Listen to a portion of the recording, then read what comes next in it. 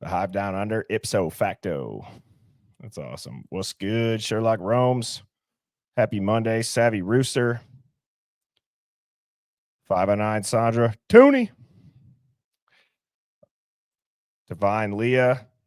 Another Hive Down Under. Chantelli Lace with the resting Yutch face. What's good? Hi, Dina. Tooth Sleuth. Perdino. Woman Power, good to see you. Brooke, thank you for tuning in. Great to see your name. Chocolate Empress, same to you. TJ Joe, what's good? Gemini 65, how are you? Karen says, what's up to Birdie and DA? Karen says, a different Karen says, what's up to Devil's Advocates? Chantilly Lace got a new kitten today. I need a Hive-related name. Ooh, that could be fun. That could be fun. See, now that's where my brain goes right to. We need to come up with the coolest name that has a Hive reference for that cat. I don't disagree, Nick. I do not disagree. What's up, River Bear, Teacup, Kathy and Carrie, Scout, Luna Bliss. Good to see you. Stacy's from Orlando. Adrian, 1984, says, hey, nerdy. Maybe a purposeful typo. I don't know. Just kidding. Where is everybody tuning in from? What's up, Nikki? Texas is in the house. Dino in the hizzy. South Africa. What is going on, Sue? What's up, One Habit? It's just Barbara. Did I say Barbara? Wow.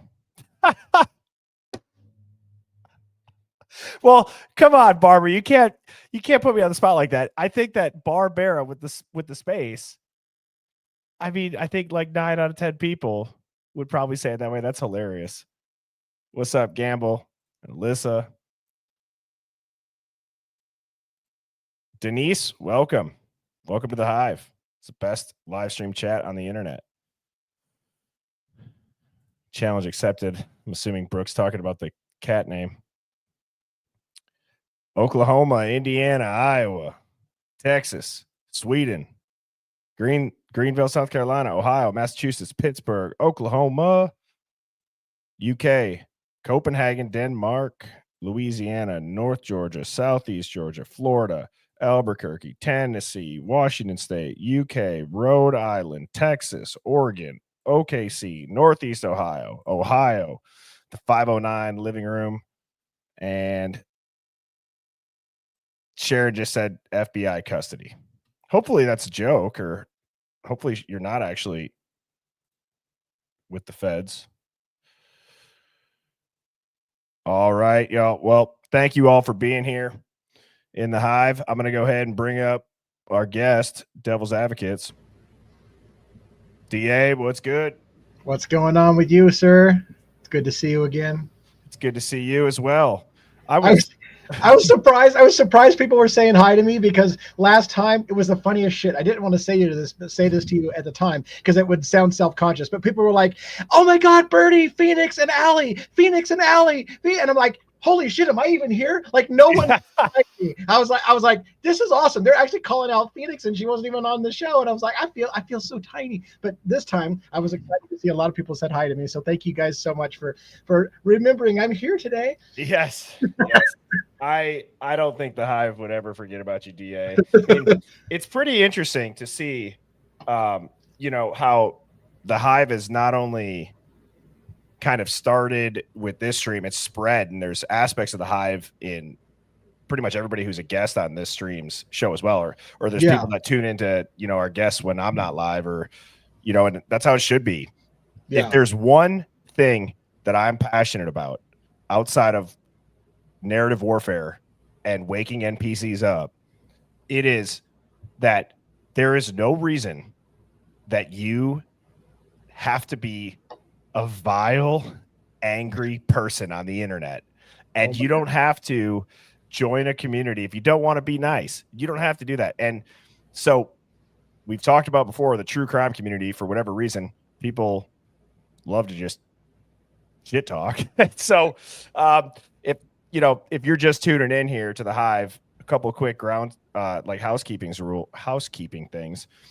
I have very few mods. As the channel's grown, I've had to get a few more, but the mods have been instructed, like, unless you're trolling or unless you're threatening, like, you're going to be able to say whatever you want, even if it's disagreeing with what I'm saying or what other people in the chat are saying. Like, that's the beauty of it. And I think a lot of people in here would agree with the fact that not being able to get past the initial disagreement in a conversation in today's day and age is sad, and it needs to start on a small scale and then hopefully spread and ripple out, because we're not going to get anything done. And this society is going to continue to get got by the mainstream media if we can't communicate with each other in an effective manner. They want us fighting and divided and arguing, and they succeed more times than they don't. So, anyways. Preach. Yeah, right? And Moto Man said, one thing rings true for all these cases. They all show us that they will sentence who is the most convenient for their narrative. They really don't care about constitutional rights. And Chappie Boss says, oh, hell yeah. Oh, hell to the yeah. Devil's advocates and disciples. I'm the live tonight. Ric Flair. Woo! I love that. You know Ric Flair? Yeah. Oh, hell yeah. Hell yeah. And so to Moto Man's point, I think that's something that me and DA were discussing prior to this stream. It is odd that there is a pattern that pretty much since high-profile crimes have been able to become a nationwide or worldwide news story, the crime may be different, but the playbook is the same almost every time.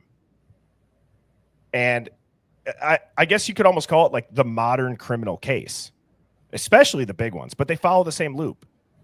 And I don't think it's a coincidence. I mean, I call it a playbook or a pattern, but it's always media hysteria, a rushed arrest, sealed documents, the motive disappears, silence, and then poof, public forgets and the news cycle gets clogged up with something else. So it's funny that you mention it, because one of the things I've been saying a lot, by the way, somebody thinks I have makeup on. My lips are looking awfully red in this light. What the hell with that? No, I'm not wearing lipstick. But I'm not. Anyways, the point being is that this is a sobering thought. If you wearing lipstick's a sobering thought, you're right. I'm not just with my lips, like, you know what it is. You know what it is. I had some spicy buffalo wings just a little bit ago, which had red sauce on it. Oh my God, I'm wearing lipstick on my show. My wife did say if I wore some makeup, I might actually get some more followers. But either here nor there. The point being is that what I was saying is, it is amazing to me if the constitutional and civil liberties violations that they'll do and the illegal shit that they'll do is what they'll do when the entire country is watching. Imagine what happens to the small guy who can't afford to be the national story, right? So we're talking about how the narrative is always the same on these big stories, but imagine how many times they get away with it when it's not a big story. Because that's the sobering thought. Like, I use my platform, right, to try to accentuate. Let's educate ourselves about what law enforcement does, about what prosecution tactics are, and how the media convicts people in the court of public opinion before they even step to the courtroom. And let's use that to not let that shit happen to everybody, because it's happening more than you think in smaller crimes where they don't give a shit. But if you you have a chance in this country if you have a high-paid lawyer. But imagine what they're getting away with if nobody's looking. Well, and I want to say too, like, convicted by the media, you're going to notice the same anchors that say the same phrases in a shocking twist or a break in the case. Right. Or this person, they were on the police's radar. That's another one that's very odd. It's like the cops are always aware of them. Right. Well, it's like, they're on everybody. You're on everybody's radar. which again, see, now I put my tinfoil hat on. I actually just put out a Substack article today about predictive policing. And I start thinking, is that like the reverse psychology of the media, where people like us are going to say, well, if they're on their radar, why don't they stop them? And then it's just going to be like, oh, these people, they're calling for us to stop them before the crime. Let's use our predictive program AI and just live in a 1984 dystopic society where these people aren't even living in the world. They're living in an algorithm, and they can get arrested for making a joke that just goes too far and questions a headline. You know what I mean? Yeah. So, yeah. And maybe another, a more controversial one is going back to like the same phrases is like justice for the victims. While that's true, I don't think there's anybody that would disagree that they don't want justice for the victims. But that's when you know, like, cue the music, cue the rage when that phrase comes out. Right. It bothers me because you're right. It's like a programmed narrative. I just don't know if it's groupthink and people aren't thinking for themselves. But every single time you start to question a case, the response is how disgusting you are for being disrespectful to the victims. And I have to say it over and over again. It is respectful to the victims to get it fucking right, to get the right person behind jail. How is that not respectable to the victims? Do the families not want to know who really did it and what really happened? To act like it's somehow disgusting to get to the bottom of what really happened. I just don't even understand that. But a lot of people feel that way. You know. Well, and it's always the quick arrest. Sometimes it makes sense. And most times, especially in the high profile ones, it just seems like too fast, too clean, no loose ends. They'll wrap up that outrage with a single loner suspect. I just don't understand too. Like there is for sure a pattern. There's for sure a playbook, and it is an interesting topic because to finalize it, they have so much of a playbook and so much power that once the public thinks that they have the guy, like it's kind of brazen. It's bizarre. Like once the public thinks that they have the villain, boom. Yeah. No new info. Blinders. Yeah, it's crazy. And to your point about the family, I'd be curious how much goes on behind the scenes in these high profile cases. Yeah. Do they say it's better if the truth's not out? It's going to make this messier for you. You're going to have more people at your doorstep. The news already put out that narrative. The narrative goes viral before the facts do in almost all of these cases as well. Right. And so that's a powerful thing.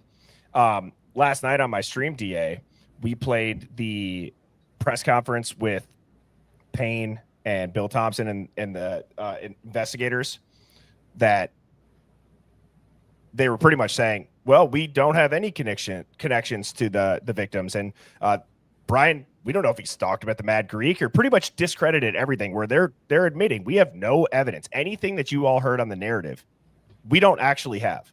We don't remember if he had two phones. He regularly wiped his computer. He regularly used a VPN. We have no idea. So it's like that is the danger of the narrative, because if you haven't seen that, and you can apply this to almost every case, not even just a crime. You can apply this to almost every major news story. If you don't see those press conferences and you only see the talking heads, we are always going to be outnumbered and sound crazy when you say, no, the cops literally admitted that they cannot track one connection. And Brian did not have a burner phone. And a lot of the stuff that you all thought was suspicious, he would regularly do. So how do you even defend against that at this point? I don't know. Yeah. And here's the thing, though. This is like what bothers me the most, like on the Koberger case in particular, despite the fact that now as they've unsealed a bunch of documents and we're looking at whatever and seeing all the, like how bad it really was. What are you going to do about it at the end of the day? It's done, right? I mean, there's a confession, unless there's a last minute appeal. This story will never come out. And internet sleuths, I liken it, although I don't think it's at this level, but I liken it to the assassination of Kennedy. It's 50 years plus afterwards, and we're still talking about how most people don't believe it happened the way that the government said it happened. But at the end of the day, what does it matter? You're just going to talk about it for 40 years or 50 years or 60 years, and it's still not going to end with anything other than people going, I don't think that's how it happened. Well, dude, then you want to talk about something that's even more tragic is how quick do they reprint the school books, the history books? Yeah. How quick do they change the curriculum? I mean, it'll go generations, dude. I guarantee you that, like, I would be so curious if you are a teacher right now, or if you have access to like a high school history book, you should like save it, because how interesting would that be when it's got the publishing book from someone who might have ties to Ghislaine Maxwell or the Rothschilds or the Rockefellers or who knows, right? It'd be so interesting to look back at that. Because how many people, they probably just throw those books away when they get outdated. I doubt anybody's keeping a copy of them. So Here's it'd be the interesting. thing.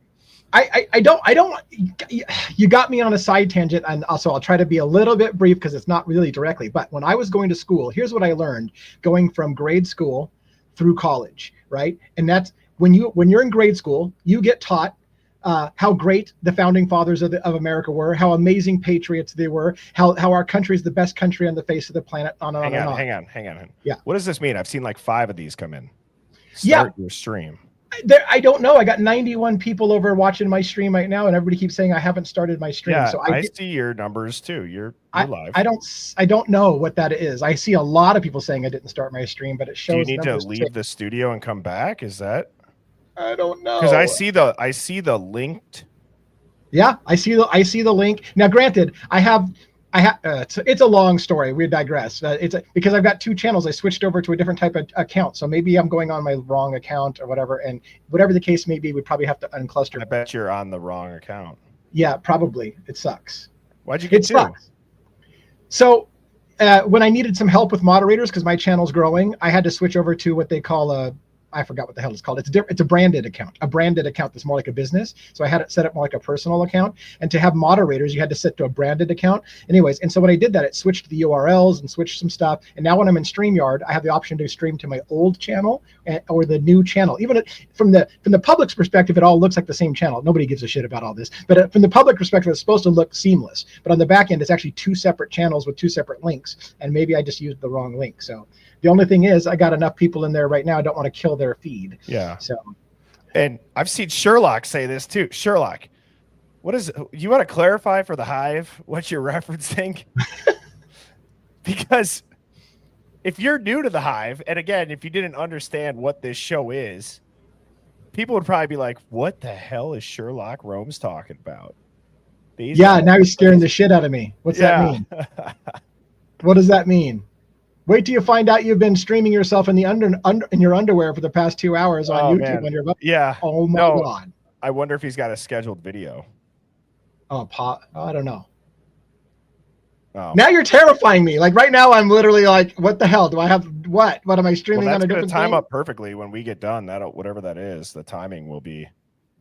DA found the right. I don't. You know what? Right now, I have no idea what's going on, but I'm a little terrified. Well, I will make a couple quick announcements here. I've been really, really, really promoting the new Substack. I just dropped my 2nd article today on predictive policing. I have a Discord, and we have merch available on birdiebombshell.com. Go to my YouTube channel, click subscribe, press more, and scroll down. All of the streams that I do are free. I don't have any memberships. So I never ask for money. If people are setting up an account, Mrs. Birdie was telling me that a couple people from the Hive had reached out to her with TikTok accounts saying that I'm flirting with a bunch of people. So that's like Birdie Bombshell 09. So I'm happily married, and I would not be spitting game or sliding into anybody's DMs on TikTok or any platform for that matter. And so yeah, nor would I be asking you to invest in crypto or anything else that. Oh my God. I guess that's what I have to look forward to, right? Is in the future when all of a sudden people are like, DA just asked me to invest in crypto. Like, I did not do that. What the hell are you talking about? Yeah, no, negative. I would feel terrible if anybody got scammed by that, but that is not me. So the way that you could support the stream is, well, I guess we don't even make money on the merch. We just have it priced to cover the shipping and the taxes, but ultimately just spreading the word of it, subscribing, liking, commenting, send it to your normie, mouth-breathing NPC friends or family member, and that way you can have a animated conversation at this upcoming Thanksgiving about how the world might be ran by satanic reptilian pedophiles. I don't know. like who knows what conversations you could have. But I digress. DA, I got a question of the day from the Discord that I've been doing, which is today's from Robin the Redneck. What's one thing that you've learned about yourself since starting your channel? I think this is a good question for you as well. Oh, if you want to go first. Oh, you want me to go first? I have learned how to be a little bit more self-confident. To be brief, I spent a lot of time believing that nobody gave a shit what I had to say. And as months have gone by and people keep saying things like, we need to hear Devil's Advocate's take on this, I had a time where I said to myself, what do you mean? Like, nobody gives a shit what I have to say. You need to hear my take. Like, who cares what I have to say? And I have finally got to the point where I realize people actually do care about what I have to say. So I've gained some self-confidence from starting this channel, and I've learned from myself to stop taking seriously the negative comments, which I used to take very, very seriously in the early days. So I think this has made me a better human being. I'm taking criticism a lot less seriously. I feel like some people really actually have maybe feel self-worth and value. So I've grown on this journey. Awesome. And dude, you're very talented. I was telling you that earlier. Like, you are very talented. You're able to, put your thoughts into words in a really easy to understand way. And you can tell a story, and you get animated, you get excited. So you're very talented. I'm lucky to have you a part of the show.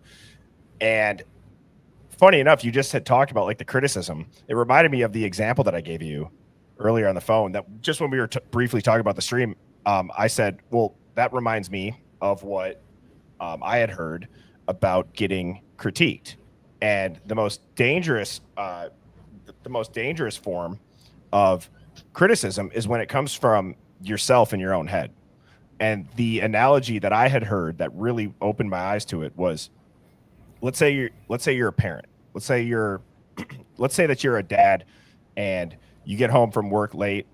You didn't get to see your kids. They're already asleep. And, you just worked 12 hours. You didn't get to hang out with your family at all.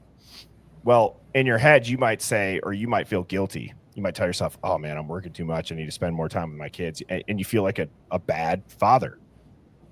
But that's because it comes from inside of your own head.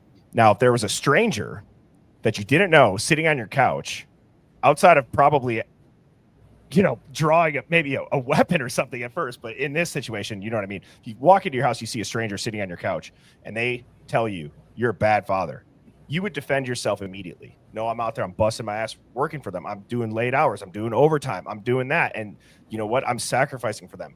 And so whenever you get that criticism, you have to remember that although that stings, they don't know you. And so when you start to have self-doubt, make sure you also remind yourself that you do know you, and maybe frame those self-doubts as if somebody else told you that, because it really has helped myself look at my own self-talk in a more positive light. So I would say, go ahead. I was gonna say, did you answer the question for yourself? What have you learned about yourself? Is that what you're, I've learned, well, I would learn that. I would say I've learned that, but to give a separate answer, just so I'm not, saying, oh, I would say the same thing. Separate answer would probably be that maybe sometimes my brain, I've rationalized with what's a stretch to a lot of people, that in my head I've, termed, it's not that far of a stretch, because I can have this internal thought process going on without communicating it. And then when I communicate like the end result of that thought process, I've forgotten to speak that said thought process. So I would say that's one thing that I've tried to work on, is really clarifying, the receipts of like, okay, if you look at this and then you go look at that, and then here's how I come to that conclusion. So I would say that's probably one thing, is just trying to make sure that I'm more detailed in the point that I'm trying to communicate.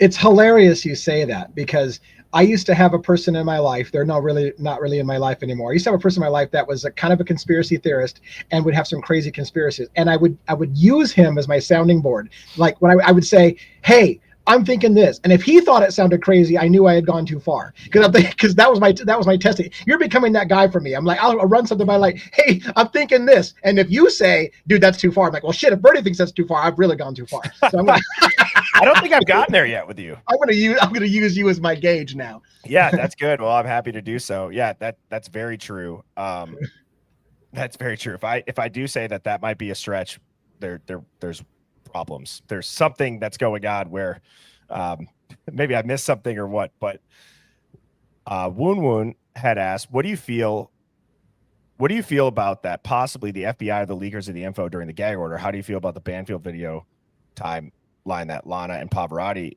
were debating about? Well, in general, here's what I'll say about the FBI being the leakers. It wouldn't be the first time, and I would not be surprised.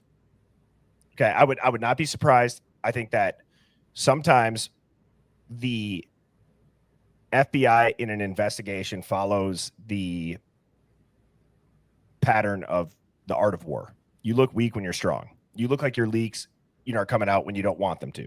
I think it's strategic. I think it's chess. And I think you got to remember that you don't get to those high positions of power, although you may be corrupt and crooked, but you don't get there if you're not smart in a way. You got to be good at what you do. And so I think with these operations, especially these undercover ones, after listening to what they would do with Scott and how they would plan those out, I think that it's not a stretch to think that the FBI would leak it. As far as the timeline on the Banfield footage, I've always thought that whoever committed this crime is either heard or seen on one of those camera angles at some point throughout the night. I just said a minute ago how I was going to use you as my testing thing. And so using that question that just came up from Woon Woon, here's the thing.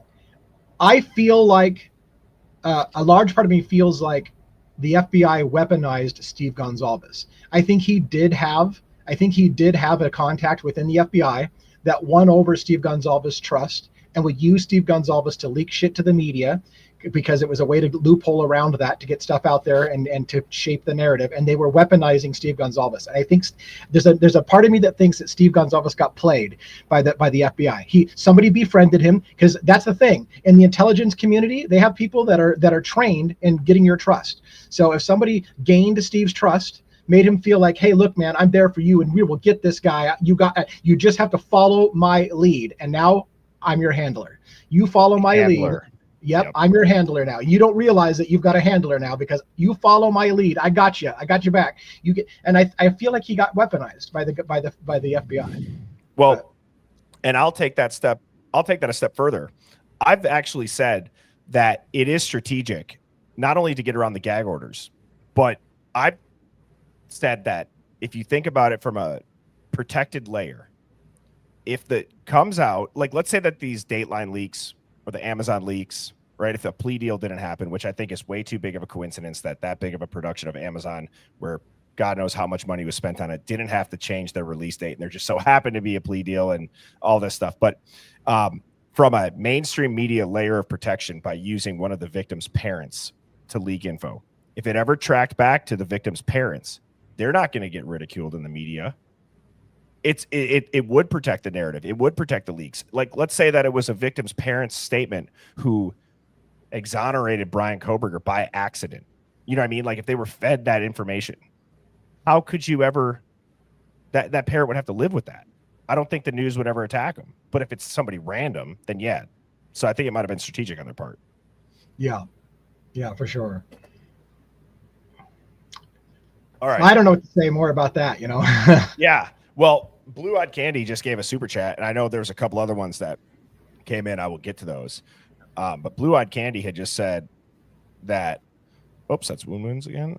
Here's Blue Eyed Candy's. Does anyone else think brass knuckles were used on KG? I do. Well, this came in as a Hive Mind find a couple hours before the stream. I actually added this somewhat last minute. It says, hello, Birdie. I love your stream. Watch it every day. Excited to see what tonight's stream will be. So while watching Lana on Truth and Transparency, she was reading a document about a tip that came in that was discarded. The tip was talking about a janitor at the school seeing knife packaging. So I decided to Google what knife packaging looks like, or what it would look like. When I did, it brought me to this picture of a K-bar knife with brass knuckles literally attached to it. See attached. Could this single weapon be what was used on Kaylee? It would explain why her teeth were knocked out and left the weird mouth marks. Just a thought, but if so, would that take away the second weapon theory? Also, these are older edition knives. Could it have been used in a new sheath that was bought by somebody to either replace it or plant it? Thoughts? I have looked up a lot of K-bar knives. I don't know why I've never thought that it would be built into the handle before, but that is punching in the face and this and that. Everyone's like, whoa, he's ambidextrous. How's he doing? He's an octopus. No, I mean, dude, that would maybe because they used a modern sheath. They used the Amazon K-bar sheath to show us, because that's also crazy. Have we ever seen the picture of the actual sheath? Okay, so think about that. They Yeah. only have a sheath. We've not even seen that. Yeah. We've seen the screen grabbed ones off of Amazon. Right. What the hell? Right. So we have not seen a single piece of evidence. They wouldn't even show us the knife sheath. Right. So you don't know if the knife sheath is old and has been, has been only around for 6 months when it was bought or whatever, or whether this is a knife sheath from freaking way back that's been around. Like that. Or it looks like that. Right. Jeez. Exactly. I mean, yeah, that would make sense. Now, let me ask you this, Devil's Advocates and Hive. You guys answer this too in the chat. With how much has come out in the mainstream media, Kohberger having a burner, Kohberger stalking them, Kohberger being a criminology student and doing a survey, although that comes out, that's not unusual by any means, right? We listened to that interview, or the press conference rather. Well, you also have to look at other things that came out, and it was that Kaylee was punched, and it was that 2 weapons were used. They said that they don't know if there was 2 weapons used, right? They also said that it was Kaylee that was the most had the most brutal injuries, but it comes out it was Xana. So my question is was this kind of their way around the different injuries? And I don't turn down 2 weapons, but it's really 1. I don't know. Yeah. Maybe. I mean, you're right. I mean, it does answer the 2 weapons thing, and it actually explains. I was going to go back to the Kaylee versus Xana injuries, but it does answer the question, because somebody at the press conference asked. Somebody said there was more than 1 weapon used, and Bill Thompson looked at an officer or something like that in the room and said something about, well, we've always maintained it was 1 weapon. So you're right. Is the hybrid between those 2? It was 2 different ways of using that same weapon. There's a brass knuckles component, and so I don't know. You're right. That would almost explain his answer with the, we've always said it was 1 weapon, but maybe there was 2 different methods of attacking with that weapon. You know what I'm saying? It would explain the punching, right? It would. You know what else? So, was it Sharon that just said that? It would prevent slippage from your hand. Yes. And also that knife would almost become a part of your hand. Now, this is kind of graphic, but if you think about like the stabbing and the slashing and the whatever it is, the mobility of the knife in your hand, I'm sure with brass around your knuckles, you really only have one angle or your wrist flexibility that you'd be able to turn it at. So if you're just trying to make contact, I bet they would be slashes and gouges and other stuff as well. Yeah. That's interesting. It is. It's super interesting. And I never thought about it until you showed it. But yeah, I'm looking at it. I'm like, well, that could explain a lot. That could explain a lot. And but here's the thing. As usual with this case, if it does explain a lot, it adds more questions. Well, is this the brand of knife he bought on Amazon? Because if he didn't, then F you in the Amazon narrative, because that's probably not the knife he bought on Amazon. Right. So, and to your point, Natty just goes, Bill Thompson's now back to saying Brian used 2 weapons, or is now saying Brian used 2 weapons. So it's like, guys, what are we doing here? Right. Is he finally saying what the second weapon is? That's the thing. If Thompson's now admitting there's 2 weapons, is he saying what the second weapon is? Did you see my stream about what I thought was kind of like a quote unquote, as people call like a boom with the autopsies, and how I felt like the language in the documents proved that they were bound and gagged? Did I show you this? No. So I talked about how in a standard homicide, a lot of people think that like what's, I guess, commonly known as like a rape kit is done, but in a homicide, that would only be, that's not a standard in a full autopsy. I can promise you guys, like I wouldn't have put that part out there if I didn't really research it. Does it happen? Yes, they do it, but they do it when they suspect sexual assault, rape, or if you were bound and restrained. And so we know that it's come out, this was not a sexually motivated crime. They did not find any of that. So then my thought is, well, did they do that? Because they didn't just do it on the girls. They did it on Ethan as well. My thought is, did they see like, bruises on wrists and on ankles and on, you know what I mean? So that would make sense then if that's what the coroner suspected, to do that. Well, they saw restraint marks. I don't know. Man. Right? What happened in that house is just, My brain still can't wrap around the one person, and all these questions come up about people who are now tied up and possibly moved from one room to another. The more we dive into the documents, there's a new narrative that's, as we was going through the documents and you see Kaylee had her bed turned down as if she was going to be sleeping in her own bed. Then somebody asked the question, did somebody start attacking Maddie? And Kaylee heard it and she came out of her room and just ended up getting felled in that room. They weren't sleeping together in that room. Maybe she just came over from her own room. So there's just a million questions that come in. Or was she tied up in her own room and brought together with Maddie? Like I said, there's a million questions, and they're legitimate questions. It's not just conspiracy theorists throwing out shit to have something to talk about. They're legitimate questions that the documents themselves are leading to new questions. Like, what the hell happened in there? Well, and here's my bigger question. And this is kind of a terrifying question. Not even trying to be dramatic. This is kind of a terrifying question. Why wouldn't you come out and tell the truth? Because the amount of energy that you're taking on discrediting these conspiracy theories, and it's not just online conspiracy theories. You saw them in the New York Times article. You saw Bill Thompson go at Dateline, at authors, at NBC, or at Amazon. Okay, so everyone's saying let the victims' families grieve. Let the victim. Okay, I'm sorry. It's the most commercialized murder case in the world right now on world news. There's podcasts, there's movies, there's documentaries. And I'm not talking about like us. I'm talking like networks, major networks making millions off this by speculating the exact same way that we are. Because at the end of the day, it came out they were just speculating. It wasn't true either. So my question is, everyone's talking about the pain of that. Well, why can't you just tell us? If you were a victim family member, why wouldn't you just tell them to tell you? Unless what? Because if that gentleman, being Brian Koberger, is the only dude that did this crime with one weapon and is that guilty, why not tell the story? Yeah. Oh, it's too painful for you guys to hear. Yeah, that's, you know what? Newsflash. I don't need the government or any law enforcement official to tell us what's too dangerous for us, what our ears can't hear, what our minds can't think, what our mouths can't say. Like, I go on that tangent all of the time. Yeah, as well you should. I don't need a parent at my age. I don't need a parent to tell me what's it. And they do it all the time. It's, well, it's going to be too damaging for people, so we're not going to let you see this or whatever. And I'm like, quit trying to tell me what I'm able as an adult to see. I'll make my own choices. But they don't want you to. And really, at the end of the day, they're just trying to control the narrative. And they're just using it as a bullshit excuse to not tell you what happened. It's not for your.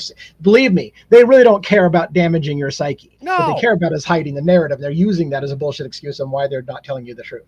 Yeah, and the other common mainstream narrative too is like, whenever they talk about like, it's for, they'll say this, it's for the greater good, which anytime you hear that, your ears should perk up.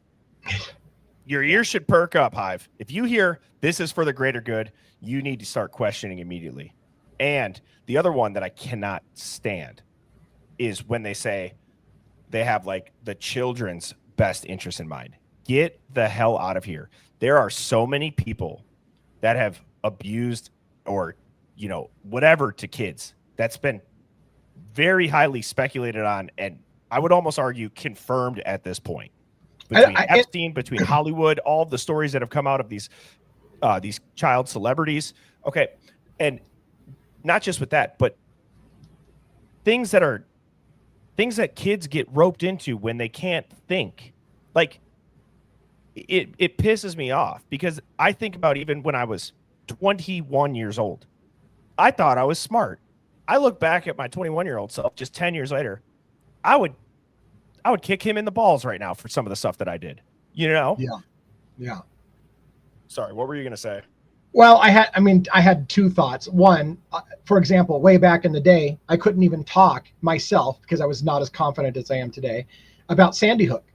Because you couldn't, because the children, you were a disgusting human being if you even talked about that case, because, oh my God, children died in that case. And I'm like, are you guys losing your mind? Like, I understand children died, but the story has problems. And they're like, you're disgusting. Think about the children. And I'm like, So I just stopped. I was like, I'm done. Like, if you have children involved, everybody loses their mind and they can't talk rationally anymore, and it's all about the children. So we just have to let that shit go if children are involved. That's one of the things I was that I was thinking at the time. Well, you're not wrong. It goes back to how we started the stream of cue the music, and here comes the rage. Here comes the justice for the victims and the grieving families. And one of the best things that I think people need to remember, not the best thing, that maybe that's the wrong way to say it, but one of the things that people need to remember is whenever it's a high profile case, while yes, it's under a microscope, and yes, everybody's going to be picking through it, just understand and remember who is putting that into the millions of people's screens. It's these giant companies, everybody. They are the ones that are pushing it out. So for them to push it out and let everybody know about it, and then when people question that, say, let the victims' families grieve. Well, the counter to that is, unfortunately, in this world and in this life, there's people that have gone through tragedy. There's people that have, as I read in the last 2 nights of the stream, there's people who have had their children murdered. There's people who have lost parents to illness. There are people who are maybe currently ill. There's things that everybody goes through trauma. And yes, it's understood everybody grieves differently. But when you have a, globalist media company shoving a story down your throat that doesn't make sense and you start to question it, that's the line. That's too far. I don't buy it. There was a story, and I don't remember who it was. I was trying to figure out with the quick search, but I'm not going to try to do it. Netflix had a documentary not too long ago, I think, about a woman who allegedly, with her and her father, beat her husband to death. And their kids were home, right? And that was a perfect example of how children are used. Those children, at one point in the documentary, you see, seem to be manipulated to turn against their father and say that there was a history of violence against the mother or whatever. Then later on, the narrative changed and they manipulated the children again to say that never happened and this happened. And we're like, the children were used as pawns. And the entire time, America's being told, shut up about it. Those are children. And I'm like, the fucking children are changing their mind in the story because adults are manipulating, weaponizing the children to tell whatever narrative they want, and then shaming you for questioning the children because they're just children. And I lost my mind on that one too. No, I think you absolutely hit the nail on the head.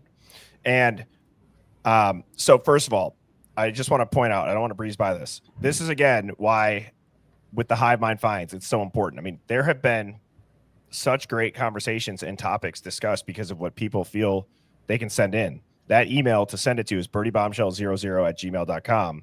Send stories, send, whatever's relevant. It doesn't just have to be Idaho 4, it could be about anything. It could be your own personal experience, as you guys have seen the last couple nights. So thank you to who sent this. This was a great find. Now, here is what I wanted to get into, and pretty much what we've touched on. I have the Franco meme at the bottom from what is it when they go to North Korea, him and Seth Rogen? Oh, right. I know what you're talking about. Damn it. I'm like, same, but different. But still same. That's how I feel like with these cases, dude. With all these high profile, like the modern crimes that you see on TV, the media frenzy comes in fast. There's pressure to make a quick arrest. As I said earlier, the narrative goes viral before any of the facts do. The suspects was already known to the system. There's sealed warrants and gag orders. The motive remains elusive. And then any controversy and doubt is erased by either the first line of defense of the mainstream media being the NPCs attacking people on social media, thinking that they're the problem, when there's a giant globalist news network shoving this into the heads of millions of people every night. So I have we need a new news network that is like, I don't even know how you do it. Hive Mind Media, baby. That's what I'm telling you. Right. Like somebody to combat the narrative that the mainstream media seems to be all on board about. Yeah. I mean, and so I tried to pick 5 cases that in regards to the Idaho 4, like meaning obviously different names, different victims, different towns, but it's still like the same damn playbook. Media frenzy, check. Public hysteria, check. One rushed arrest, check. We were told these are all isolated tragedies, but what if they're not? What if they're not? And doesn't this start to feel a little bit reused and refitted and recycled? Yes. You know, something that actually popped into my head talking about reused, refitted, and recycled. How many stories have you heard about these giant mega companies that were like two brothers that got into a fight and then they're both still ultra successful, like the Adidas and Puma? I mean, Right? in the Midwest, it's like Fleet Farm. Like there's so many. I'm like, is this all real? Coke and Pepsi. Yeah, like what are we doing? Like, is that real? Yeah. Like there's so many stories like that. Yes. So, and like the whole thing about history repeats itself, but you know, I wanted to see if you all agreed with these crime or these high profile crimes that I have up here. So, if there's any that I missed that could kind of tie into the same vibe as the Idaho 4, like obviously we have Brian Koberger, right? Then we got the Delphi murders. We got Gabby Petito, Brian Laundrie, John Benet Ramsey, Kendrick Johnson. If you don't know who Kendrick Johnson is, he was the gentleman who was found. What was he? 17. He's found rolled up, or he was found inside of a rolled up gym mat, and it was ruled suicide. And, and then wasn't his organs missing and stuff with newspaper when they exhumed his body? It was an accident, man. Yeah, you accidentally rolled yourself into a tarp and beat yourself to death. And the person who prepares the body to be buried just didn't tell the family that they allegedly had, if I'm remembering correctly. That could be a rumor. Maybe that was disproven. But I remember when this happened, there was like the body was exhumed and then there was like newspaper found inside of him. Yeah. And they said like they don't have to tell the family they do that. I'm like, the hell they don't. I'm pretty sure you do. Yeah. And then we obviously have so we got, who did I just finish with? We have Gabby Petito, Brian Laundrie, then Kylie Rodney. Of those, which do you think is the most similar, Hive? Start typing it out. Which case you think lines? And I'm only using Idaho 4 as like the denominator in it just because we were recently talking about it. There's probably a case or two in there that lines up better with each other than using that, but I'm just curious as far as with the Idaho 4. And then while you're waiting for that, it makes me I mean, do you think it's true that high profile cases, and I see the responses coming in here, Delphi is on the top of the list right there. Do you think it's true that a lot of these cases that are high profile, and I hate to say this, is there a racial element with the media? If it's a pretty white girl, it's all over the freaking news. If it's pretty white girls, it's major news. If it's children that are white, it's all over the news. That you get somebody of color and it's like, shit happens. I don't think that's I don't think that's anything that people can ignore. I think that there's a lot of, you just have to look at the stories that have been put out. There's a lot of people that have said that the reason the Idaho 4 went out is because of that. Yeah, right. But then, at the same time, it is interesting. It seems like for certain crimes committed, right? Like when it's a loner white dude, usually they're crazy school shooters that they make sure they put that and blast that out.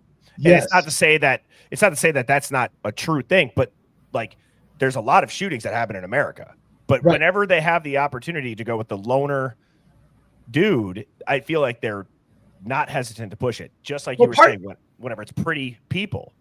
I think part of it is maybe it's a self-fulfilling prophecy for the media, right? Follow me on this logic. I'm just thinking this on the fly. What they've learned is there's a formula that sells, right? So they've learned, oh my God, if it has pretty white girl, check, children, check, mass shooter or incel, check. Anything like there's certain things that they know. Then so a news story comes out and media's always looking. What's the new hot thing? What's the new hot thing? Oh, story just came out. Oh, look at this. This got children. It's got females. It's got an incel. Shit, that's going to be the top story. And does it just become like they know that there's a formula to the news, right? So they just, that's why this becomes the news. It's because it's formalized, and it doesn't necessarily mean that somebody's going out and committing the crime. Because of that, but it's like that's the story that gets covered, the ones that they know, oh my God, if it has all these elements, this is going to be huge. So wow, look at this comment. Sherlock Rome says, I spoke to Olivia, direct messaged her on TikTok. I made a similar comment about white girl crimes and she messaged me. She agreed back then, and she said Kaylee would have agreed too. Sales formula. Wow. Rating. Right. And you know what the sad part is? You and I are going to be accused of doing the same thing because we're talking about those stories, right? Oh shit, Birdie froze. Sorry, No, I cut out. I'm good. I was gonna say you did freeze. It's like you're either super still, brother, or you froze. Yeah, no. What did you say? I missed it. Oh, I was. What the hell did I say? Shit, I don't remember what the hell I said. It was probably not important. I don't remember. But yeah, so I mean, I think that a lot of these, like the Kylie Rodney one, is one that I saw Nick put a comment on here, and hopefully I can scroll up and find it because I try to put it on screen, but Nick had said, where did it go? Oh yeah, pretty girl at a party mysteriously drives into a lake she's been to 1,000 times, and none of her friends know anything. It's crazy. And you know, what do you think? Have you looked into that case at all? Do you know much?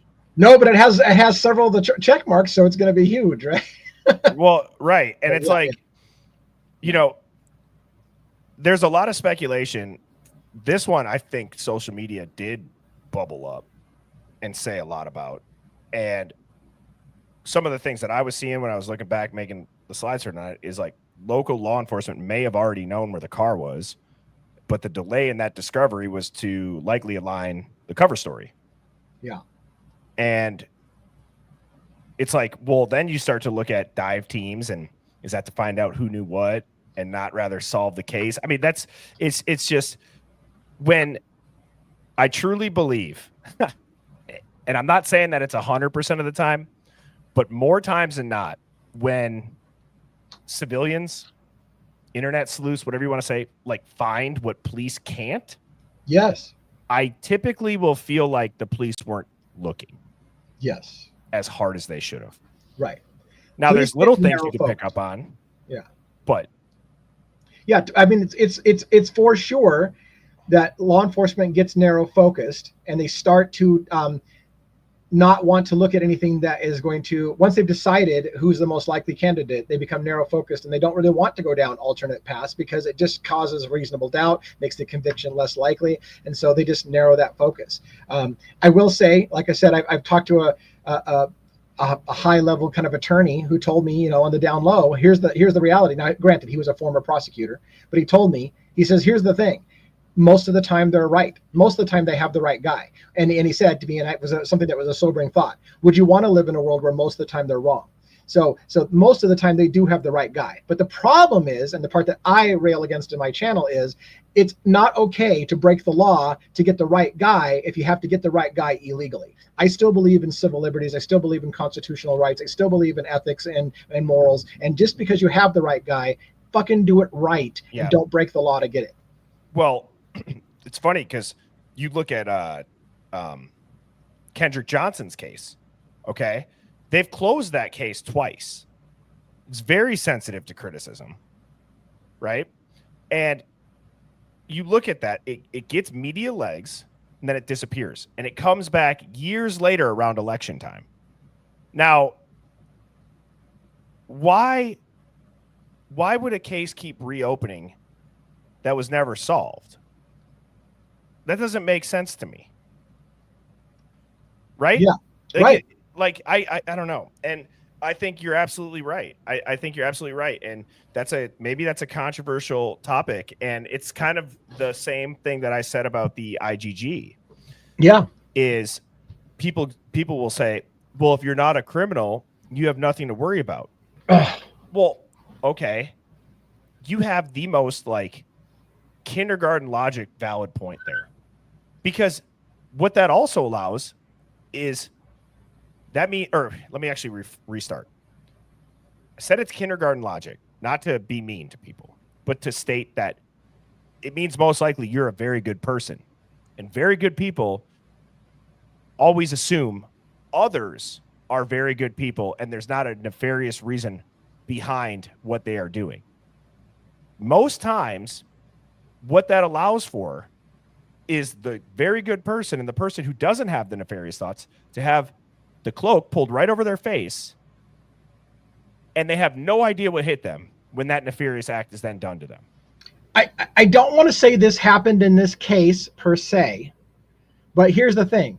If they, meaning authorities, have all of our DNA all the time, then how much is it a stretch to think that if they think you're the guy that did it, but they just can't place you in the house, but they've got your DNA and now I can place you in the house? How many people don't think that that's going to be used? I've got your DNA. I know you're the guy. The one problem we have is we can't place you in the house. Now, if I can just get a piece of DNA in there, I can tell everybody, not only do I know he's the guy, but his DNA is at the crime scene and we got him. And how many people will question that? Well, and I don't know if it's not fathomable to some people to wrap their heads around that doing so and what you just said would not take an army to do. It takes one person. And it's who's not going to check? Nobody even checks. Yeah. I mean, it's wild that more people can't accept that it's not that hard to do, I'm sure. Follow the logic on Koberger's case. Nobody checks. And you know when the only time they would check, the only time we're going to check the relevancy of the DNA, for example, on the knife sheath, is at trial. But there is no trial. So they used it to convict somebody on DNA that no one will ever check or no one will ever fact check because there will be no trial. So it was successfully used to convict in the court of public opinion without ever having to show the receipts. Yeah. And so how often will that be used? Right. A lot, I'm sure. Jake Paul says, how many more days till BK has left to file an appeal? Is 30. Which, do you think he's going to file one? No. I'm telling you guys, I don't think he's going to. I truly believe that this case is going to disappear. And I'm not trying to be the bearer of bad news, and I'm not trying to say that there's not a legal avenue that he could take. We had Ali Benevento on this stream, and she crystal clearly laid it out. There would be. I'm saying that if there's not, I personally feel that that will be one of the biggest giveaways to it's almost solidifying that this case is not even close to anything that we've heard. I'm not going to say fake, like people didn't die that far. Don't get me wrong. There's always opportunity to say, or there's always the ability to piece together a theory where, and as I have with Witzak or PSYOP or whatever it is. And right. But I'm saying that would encapsulate all of them. If he does not appeal, that I think that almost encapsulate, especially taking the plea after hearing what the investigators said they didn't have out of nowhere, and then to not do it and not file an appeal. And I don't know, but what do you think on that? You don't think so either? I mean, like you said, I don't think he's going to appeal, and I think that's going to be the end of the story, and we're never going to get answers. Now, having said that, and again, I will repeat it again, I don't think he's going to appeal. But if he does, I will be all over this like a fucking pit bull, because you know damn well if there's an appeal that they know that story was shit, and we know it's shit because we can see it. And if they open up the opportunity for a trial, game on, as I say. Yeah. But again, I don't think there's going to be an appeal. But and then this question or this comment from Vigiros, do you want to touch on this?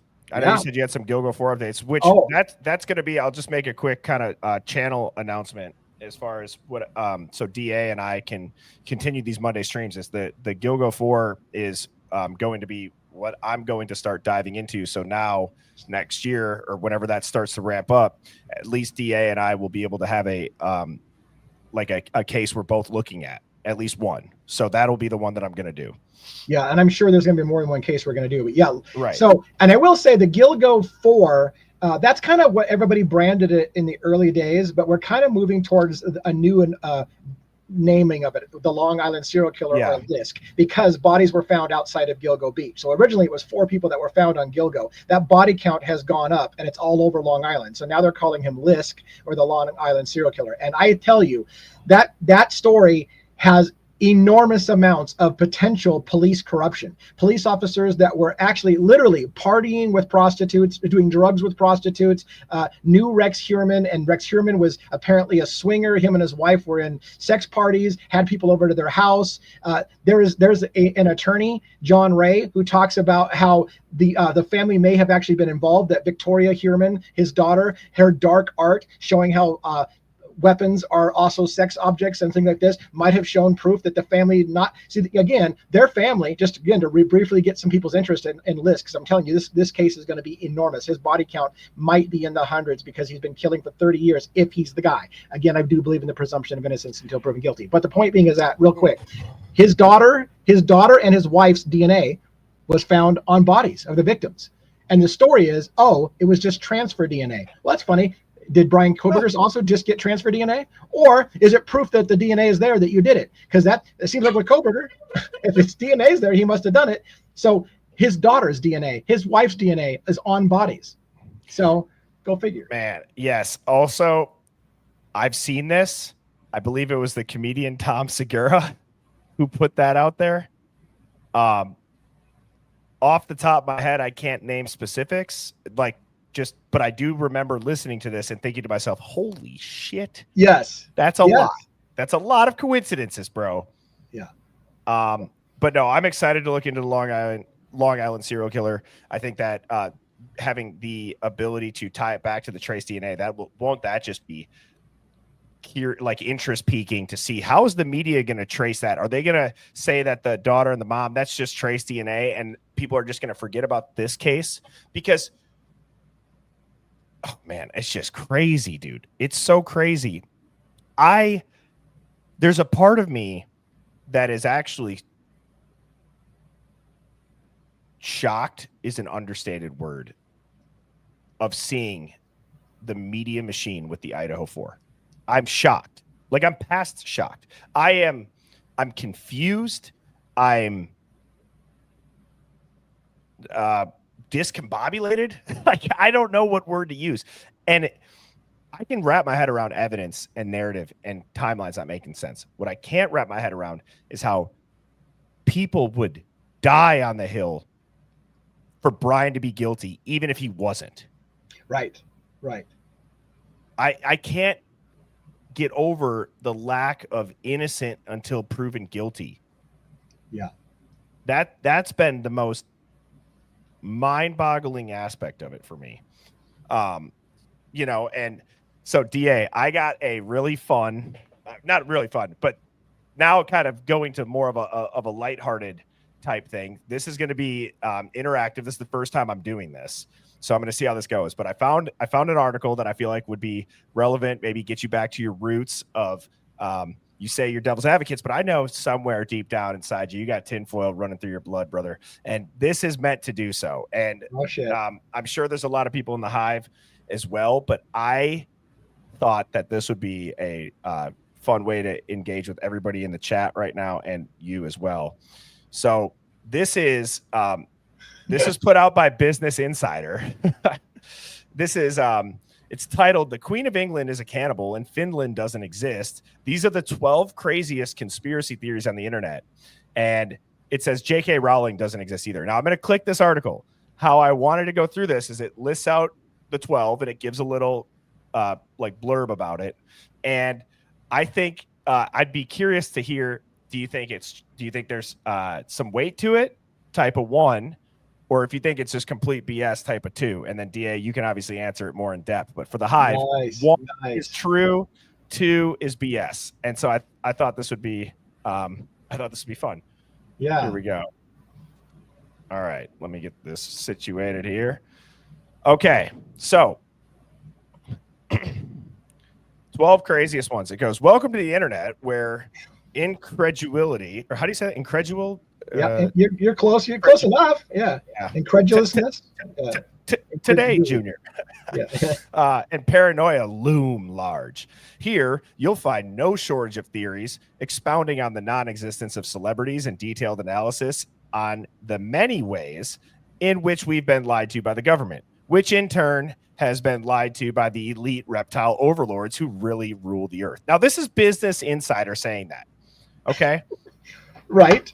This reminds me of like when before election time or during COVID, they're like, there's a secret deep state cabal that fortified the election and fortified COVID. And I'm like, see, I do wonder if there's an aspect of these giant, because you guys know all these big publishing like pieces, these big journals or whatever you want to call it, the big magazines, the big news, they're all owned by the same handful of companies.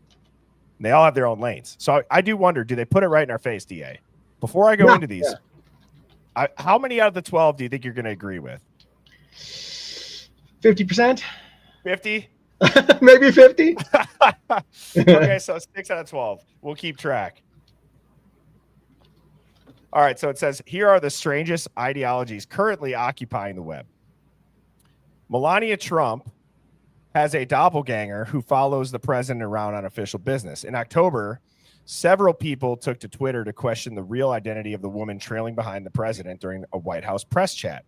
Twitter users compared side-by-side photos of the real Melania and the Melania double and came to an official assessment. There's a slightly shorter First Lady lookalike. Now, I've not looked into this that much. My brain goes to having body doubles has been being done with leaders for a very long time. Yeah. I would not be surprised. They had a body double that was released in the JFK files of Lee Harvey Oswald, and it's alleged in the documents that the real Lee Harvey Oswald that we've all heard was down in Cuba talking about it was the body double. And there's a CIA memo that was on the note or on the desk that somebody was asking, why the hell is the body double of Lee Harvey Oswald down in Cuba? Right. Yeah. So 1 or 2, yes or no? What do you think, DA? I think that's on the not likely. I think it's plausible for sure. To me, I have to go plausible or implausible. I think that's plausible. Yes. Okay. Yeah. And I guess 3 could be plausible. So 1, yes, 2, plausible. No, 3 plausible. I agree. I could see body double. I can see body double. All right. This one actually made me laugh when I was getting this ready. It says, J.K. Rowling doesn't exist. In 2005, Norwegian filmmaker Nina Grunfield argued that the Harry Potter series had been created by an entire industry of writers, and that the woman known as J.K. Rowling was only a front. Is it possible that a person can write 6 thick books that are translated into 55 languages and sell more than 250 million copies in less than 10 years, Grunfield asked. Wow. That's actually a good question. Yeah. People have ghostwriters. Sure. Yeah, for sure. Artists, like music artists. 100% on my plausible list. Absolutely. Shit, we're at the point where AI could almost write Harry Potter. I bet it could. Yeah. I bet it could. So people said 2, no, J.K. I mean, I think that J.K. Rowling is a real person, but is she the sole author behind it, I think is what they're saying. I could see it being plausible that there was a lot of people helping her. Yeah, for sure. Especially once it blew up. I mean, yeah. And yeah. So, I mean, again, I can never say, here's the problem. You're not going to like my answer. I can never say, yeah, that's probably true, or no, that's probably true. It's more like, am I willing to entertain that thought? That's where I'm at. So yeah, I'd be willing to entertain that thought. You'd be able to? I would. Yeah. All right. There we go. Now you can see us a little bit better. So, all right, going on to 3. Finland doesn't exist either. I don't know what to make of this, but this theory evolved on Reddit in 2015 when a user called Rargans suggested that Finland was a fabricated landmass dreamed up by the Japanese and the Soviet Union during the Cold War in an effort to secure fishing rights in the Baltic Sea. Rargans suggested the people who populate the country, known as Finland, actually belong to the nations of Sweden, Estonia, and Russia. Now, I do know we have somebody from Sweden that tunes in here. If you're live, I'm curious. Is Finland real? Because are you there? Are you there? No. My brain goes to when you hear the history behind it and what's alleged, meaning it was dreamt up by the Japanese and the Soviet Union during the Cold War in an effort. I mean, we faked a moon landing during the Cold War. So would you say that a country doesn't exist to secure fishing rights? And then did that landmass actually then become a country that was essentially made up?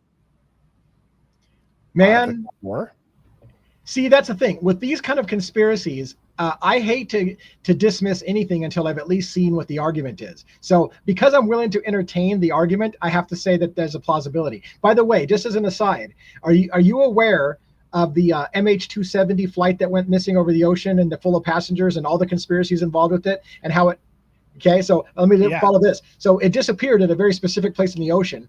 There were people who were saying, and I thought it was nuts, that there was a whole huge landmass where that plane landed, and there was an old show like from the 80s, a movie like Weird Science kind of thing, where they had a globe like in your school that spun around and they froze it and they showed the landmass on the globe. They like, look, there used to be a landmass there, and they had it on old globes. I'm like, am I in freaking some kind of Mandela effect shit? Like, is there a whole continent that they're lying about that was there but isn't there? And like, I had like, anyways, I can entertain a lot of crazy shit, man. DA, do you know that I had one of my most viral TikToks from our first stream that we ever did together? Yeah, that's what I said. What my theory is on what extraterrestrial means and how there's a moon. Or the moon has a map on it, and I remember that. Yes. Yeah, yes. And it's essentially like if you mirror it and reflect it, all the dark spots line up perfectly with on a flat Earth map. They line up perfectly, but then you'll notice outside of what lines up, there's extra land. So you think of extraterrestrial. Extra means more. Terrestrial means land. Are these beings really just from the extra land that we're not told about? Yeah. But yeah, that was our first stream together. That's crazy. I didn't know that kind of blew up a little bit. Oh yeah, it got a couple million views actually over on TikTok, and I was just like, "This is crazy." You know, you got the magic sauce. That shit. I was on that show. That shit doesn't happen to me. Anyways, go on. Let's go. The other one was when I told people, it's like sometimes I don't really realize like the little nuggets in the streams, but anyways, I think it's plausible for that one. Yeah, I would say possible. Yeah, it's possible. It's probable. It's now not probable. Sorry, possible. Yeah. Yeah, we start getting a little bit more ramped up here. An elite cohort of reptiles rule the earth. And remember, this is Business Insider, okay? David An elite cohort of reptiles rule the earth, and Justin Bieber's among them. A public policy survey in 2016 found that nearly 12 million people believe that an elite class of space-traveling lizards rule the earth. Among these lizards is Justin Bieber, who was reported earlier this year shape-shifting mid-concert into a giant reptile with big scaly claws and a black stripe down its middle. Now, here's the thing that I'll say about this. For better or worse, I've gone very, very, very, very deep down this rabbit hole. Okay? I've gone like abnormally deep down this rabbit hole. Now, what I will say is that here's maybe the most palatable explanation that I can have. There was a lot of ancient civilizations that depicted lizard people. Yes. Almost all of them. Yes. Yes. So you've seen all the people from like the 1800s that look exactly like Ellen or look like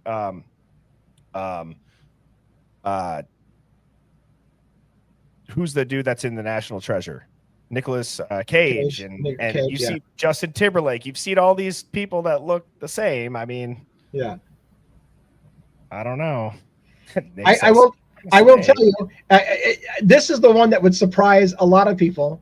I put a little bit more weight on this than you would imagine. I don't want to get into a big theology thing, but I spent a lot of years a heavy student in the Bible and Near Eastern religion, the origins of species and gods and stuff like that. There's a lot of, even in the Bible, angels were referred to, that the seraphim, for example, were serpent-like. They were described as like snakes.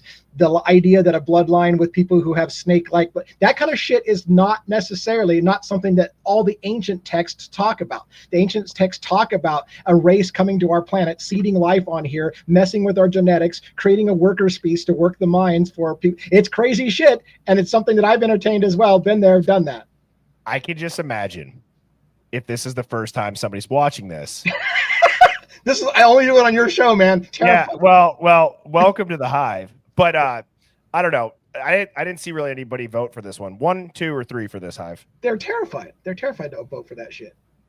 I mean, I'm going to be honest. I would probably put a 1. Woo!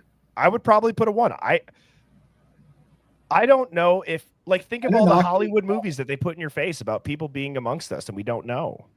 There was a lady, not to go on forever about this. There was a lady I remember that said, God, what was that? Dick Cheney. There was a lady that said that she was assaulted in a certain particular way. You can know what I'm talking about, by Dick Cheney, and that he was a shape-shifting lizard, that he shifted in front of her into some kind of lizard thing and then had relations with her. And I was like, that was something I was like, who believes this shit? And then I started digging into the works of David Icke. And I believe this shit. And I was like, shit, man, there's, again, never laugh at something until you've looked at it a little yourself. Right. All right. This one, Queen Elizabeth is a cannibal. Ever wondered how the Queen of England has managed to live so long? British historian Hubert Humdinger has the answer. She must eat human flesh to be so vivacious. In 2012, the site Dear Dirty America claimed to have confirmed Humdinger's reports when a serviceman at Windsor Castle claimed to discover human remains inside the Queen's private freezer. Now, I'm going to say a word that I think maybe they've confused cannibal with, and that word starts with an A, and it ends with adrenochrome. Oh, yeah. Yep.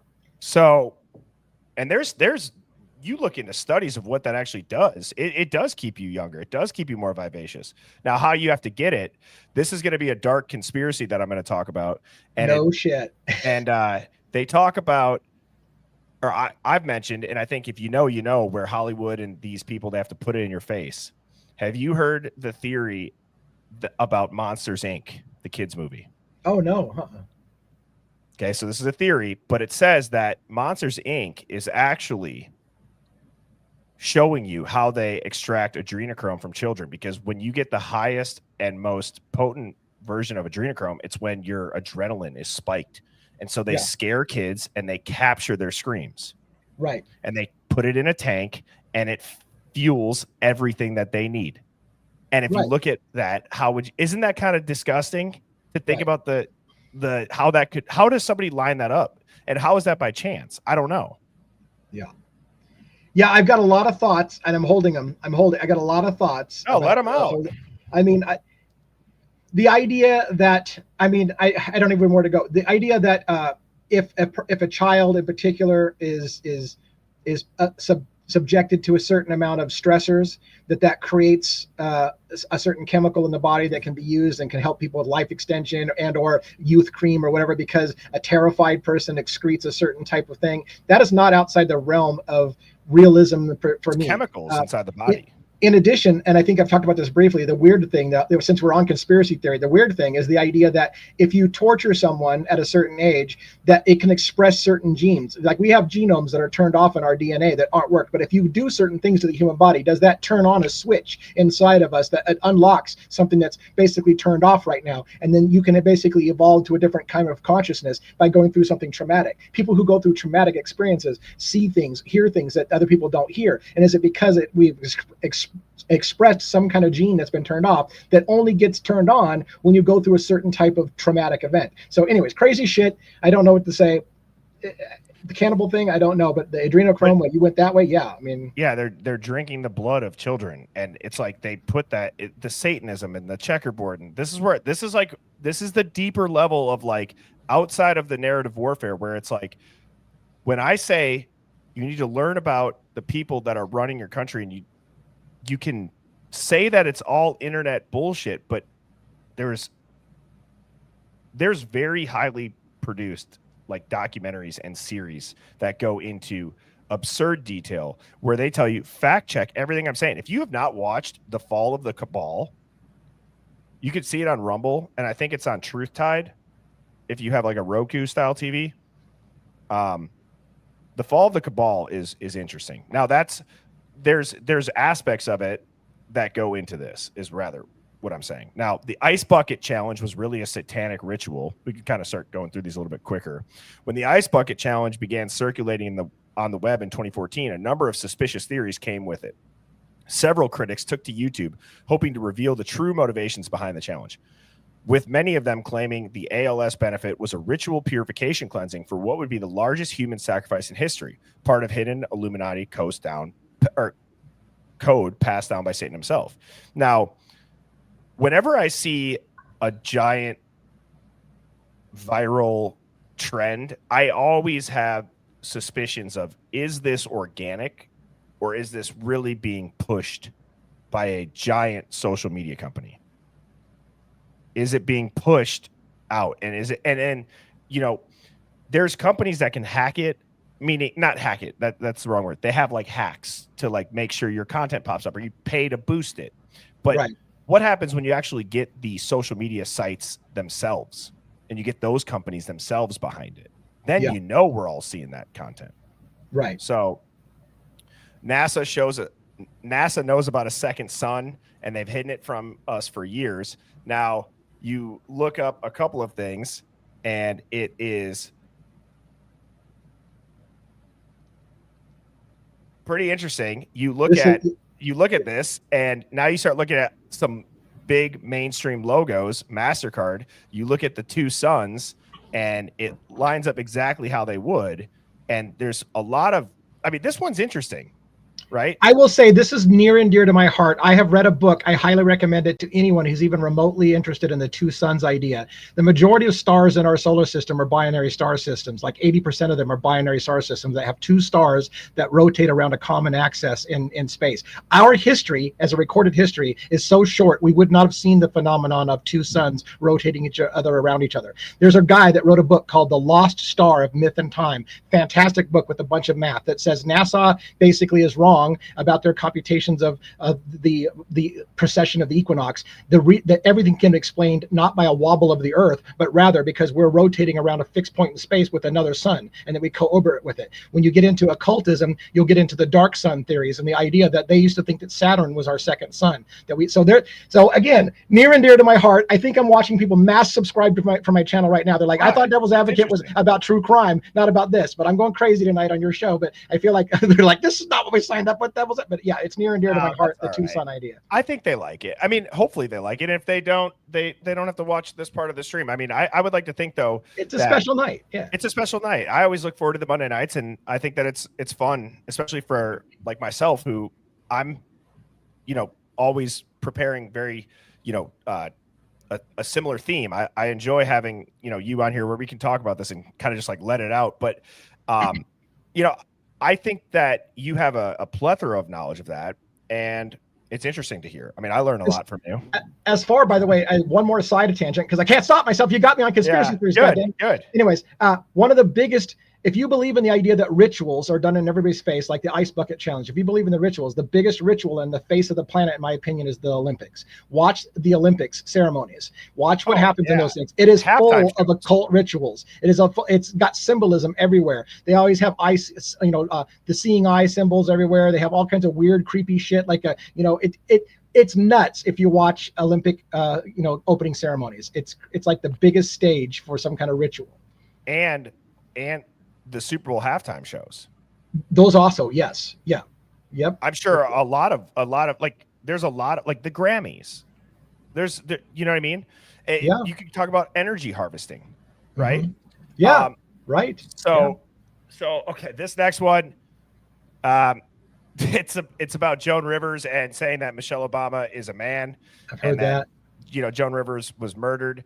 Right. It says InfoWars Alex Jones came up with this theory after Rivers joked that Michelle Obama was a transgender woman. The Obamas had her assassinated. Now, what's interesting about that is I've seen that video clip, and it didn't seem like a joke. It seemed like she was almost like kind of, Joan Rivers almost seemed kind of like drunk, and she was saying it on the stairs. If you guys have seen that, I mean, there's a lot of people that do think that. There's a lot of people that don't. My question is, like, the length of time and how quickly Joan Rivers went missing after has always been something that's been like, whoa, like that's going to draw people's attention to it. Yeah. Oh, baby. Oh, here it is. Yep. Yes. I mean, I'm going to be honest. I'm the jury's out on this one for me, because I believe that is the earth itself spinning and rotating at tens of thousands of miles an hour through comic dust and all of that, yet the stars and the planets are all at the same spot since the beginning of time. No, I don't think that, but I do think that the plane that we live on could be flat, and that there's, there might be like more of like a shape of a globe, but the actual living plane, I don't know if the living plane follows the globe, if that makes sense. Yeah, right. I get what you're saying. Yeah. And this has been one that's been terrifying to me. I've had a friend that I met online who is a huge flat earther. And I promised him I wouldn't dismiss him. I said, look, I will hear you out. Let's talk. Let's talk like two human beings. You convince me that the earth is flat thing. I'm willing to entertain this with you. Ultimately, he couldn't convince me. Having said that, there are some crazy shit when you start diving into it. Again, never laugh at a theory until you start really diving into it. And again, if you're into the Bible, even the Bible depicts the earth as being flat and on pillars being held up like pillars and things like this. So, you know. Well, and one of the things is, I think there's certain theories like this one that are hard for people to get behind. That goes further than the knowledge of it. And I think that you get to a point where there's a dissonance cognitively where your entire worldview of what you've thought this life is now in question in your own mind. And it's an uncomfortable feeling. So people avoid it. Now, it's not to say that is for everybody. There could just be some people that are like, no, I believe it's a globe, or no, I believe it's flat. But I will say that the cognitive dissonance is what I believe really stops people from accepting a theory, is because it makes them, I mean, everybody's that's in this hive has probably had a moment of that where you hear something, you're like, holy shit, that makes way too much sense. Okay, why am I getting anxiety right now? Should I even be looking at this? Is this illegal? Is the CIA going to bust through my windows right now? Like, I don't know if anybody else has had that. I've had that feeling, but like, do you know what I'm saying? It's more of like the discernment from your normal way of thinking that's uncomfortable. Yeah, it does. It does create great cognitive dissonance to even consider those things. Nobody wants to feel like an idiot for entertaining the idea. So you shut down immediately and don't even want to think about it, because just to even say that you're willing to talk about it creates an uncomfortableness in you. Like, I don't even want to say that I'm willing to think about that. Right. So. And shout out to Pamela. And I'm sure she's not the only person that is feeling like this, but I just think this is a comment that really sums up what I was trying to say is, you know, if you think the earth is round, or I think the earth is round, but this is interesting to me. I agree with Birdie that having to think things aren't the way you think they are is scary. It is uncomfortable. And I think that you have to also recognize that. So well said. Well said. Chappie Boss says, everyone in the house needs to watch the movie Goat with Nick Jonas. Wow. Mind blowing. Mm-hmm. I've not seen that. Nope, but I've heard about it. What is it about? I heard that name. Somebody told me the same thing, I think, just recently. But yeah, I don't know. Yeah, I was just in that too. So, and I don't think I've ever seen Nick Jonas in a movie. 2016 movie on IMDb. It's got 5.7 out of 10. Not highly reviewed, or not highly accepted, I guess. But what is the movie Goat about? After years of successful operations, an elite agent suddenly retires, choosing a quiet, ordinary life. However, when a past mission comes back to haunt him, he reunites with his team to prevent a catastrophic disaster. Huh. Interesting. Well, there you have it. Well, it's on that. Thank you, Chappie Boss, and thank you, Jill. Appreciate that. Is the goat based off the greatest of all time kind of goat, or is it a double entendre and there's a goat in there? Anyways, I don't know. Okay, this one. The Israeli government has a pack of evil GPS-equipped sharks that they use against their enemies. Oh my God, I've heard that. I've heard that too. After a series of shark attacks off the coast of Egypt in 2010, which I've seen a super effed up video that came out from somewhere over there. I don't know if it was Egypt. Don't go looking for it. It's traumatic to watch. It's horrendous. Yeah. Yeah. So the UN is plotting to kill us all. This is a one. No doubt in my mind. I really believe it. I thought it was so weird. So during COVID, when flights were super cheap, like right in the beginning, when like a handful of states were shut down and others were still open, flight prices were dirt cheap. So like I went to Isla Mujeres, which is an island off of Mexico, Cancun area, and then I went to Belize. But I didn't go to the island of Belize. I went to Jaguar Reef, which is much more like rural. And we had a choice to either get on a twin prop plane and fly an hour and a half over the jungle, or we could drive 4 hours and we'd be driving through where one of the most dangerous prisons of Central America is at. And I remember thinking to myself, how was this not told to us prior to booking the trip here? You know what I'm saying? But here's what I thought was interesting. There's, I kind of got to the point too where like I put my phone down as we were driving. We chose to drive, not fly. And I put my phone down as we were driving because I kind of felt like when I was taking pictures of stuff of it and like people are living in like washed up shipping containers, I'm just kind of like, damn, like I don't really know if this is something I'm going to go like look back and be like, wow, this is crazy. But you know what was crazy for the pictures that I did get there, that of the town that is, it's a third world country, like UN signs everywhere. Yeah. UN posters everywhere in little shops. And the Chinese government had a huge presence in that area of Belize because the Chinese government, they were paying for the roads. And then there was like a rift between the locals and a lot of, there was just crazy stuff that I'm like, whoa, this is mind blowing to me to actually be here and see this. So many things that can go down there. I mean, are you aware of the Georgia Guidestones and the supposed plan to keep the population under 500 million? That kind of thing. I think of that. I think of the UN. There's a conspiracy theories that the UN was partly created because you need a world police force. Because, for example, American soldiers will have a problem firing on other Americans. But if you get somebody from the France to come over, they might be able to fire on Americans without problem. So if you get a UN and you get a police force that's international, then it's a little easier to police your population because they'll fire on other people's country people. Like there's all kinds of crazy conspiracy theories. Yeah, there is, but then if you look at it as a business, it's a smart business move. Yeah, and we all look at the government as if it's not a business. Why does everybody in government get just as rich as an executive in business then? Yeah, I'm sorry, but like, do that many people want to read these people's books, or do they just write a book and then they get an inflated amount of sales with a giant check for pre-orders or whatever it is, and everyone's just like, oh wow, this must be a very popular book. It's sitting on the shelves of every airport ever, yet I see nobody ever buy books of them off the shelf. Same thing, I'm convinced that there's money laundering going on at every airport luggage store. Yeah. They have like the primetime real estate, the very nice luggage, nobody's in there. Nobody's buying it, yeah. So, and then this last one is Robert Kardashian and Ted Cruz are the same person. I actually haven't heard that one. No, but it's anyways, worthy. I mean, I don't know, but it's funny. But so that was fun.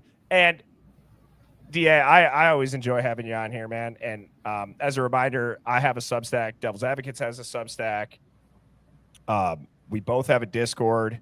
I have birdiebombshell.com and birdiebombshell00@gmail.com if you want to submit a Hive Mind find. But ultimately, what the main takeaway that I think is important for this stream is to keep your head on a swivel. For although there are different crimes, there's the same script for a lot of things that become high profile, and there's a lot of things that we can look back at now. And moving forward, like with Devil's Advocates and I about to be talking about the Long Island serial killer, or I guess formerly known as the Gilgo 4. Mm-hmm. I'm curious to see, we should maybe track as it progresses. Okay, what phase of the narrative are we at? Are we where the narrative is now outpaced fact or investigation? So it'll be interesting. Yeah. Closing thoughts? No, I'm super excited to for you and I to look into and start building that Long Island serial killer. I think that's going to be a major case next year. Luigi Mangione is going to be a major case next year as well, by the way. So maybe if we can get you involved in that, that'd be fantastic. Get your thoughts on Luigi Mangione. But right now it's kind of cold. But I'm telling you, the next year, looking into 2026, Gilgo Beach, which again at Long Island serial killer is probably the better way to refer to that because its body is outside of that, and Luigi are going to be big cases. And I'm sure there's always something to talk about. And I'm curious, Hive. So I know it's a Monday night. Usually Monday nights are kind of like hit or miss depending on what we're talking about as far as, do DA have this DA and I have time to talk about with the stream. And, we did tonight, but then we kind of went riff. Type of one, if, I know usually we both keep it a little bit more formal, but type of one, if you kind of enjoy this for a Monday night, I kind of think it's a good way to start the week. And obviously we both care about the viewing experience. We care about the Hive. This is at least on my show, the Hive Mind is a community sourced, contrarian thinking, conspiracy based show. So, and it's really encouraging to see all that. And so I'm glad, Phoenix Talks has nice break. Everyone's typing a 1. Everyone's saying, love this. I think the way you did it tonight was just spot on, right? Allowing ourselves to get a little crazy at the end of the night when we say, okay, we're done with the more formal part of this conversation. Now let's get a little crazy. Perfect way to do it. End the night on a weirdness, not doing it too often because I don't want to discredit my own I guess, intellectual deep dives into legal documents by saying that lizards rule the world. I think that might be a bad combo for people who watch my show. But you know what I'm saying? I think it was great to do it as a end of the night kind of let's get a little crazy and do something different. Yeah, well, and my closing thought on what you just said. There is something to that about, oh, well, this guy thought that, and so why is he going to be right about this? However, I do think about how for people that are in positions of power, right?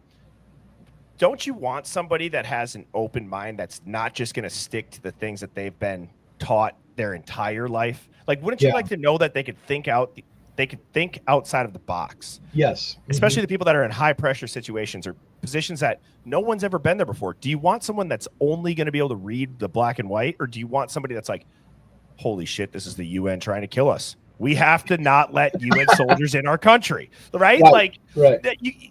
I think it's a benefit. So there's definitely room for it. And if you're open-minded, the sign of open-mindedness is being able to entertain the craziest theory in serious. That's just it. Shows an open mind. And just because you talk about it, I mean, that's the other thing too. But anyways, I digress. Hive, you guys rock. I will be on tomorrow evening at 7 p.m. Central. DA, you are going live tomorrow when? I've been doing 3 p.m. Pacific Standard Time Monday through Friday now, except for on nights that I'm with you or with somebody else, then I'll go just that time later in the evening. So I know it's confusing for I should probably get more consistent. So I'm trying to figure out where my spot is. Well, oh man, the Hive Mind Media. I'm telling you. I'm down. Right. I'm down. Yes. All right, Hive. Well, I hope everybody has a wonderful rest of their Monday evening. Thank you all for tuning in. And until next time, cheers. See you, DA. Later. Birds flying high, you know how I feel. Sun in the sky, you know how I feel. Breeze drifting on by, you know how I feel. It's a new dawn, it's a new day, it's a new life.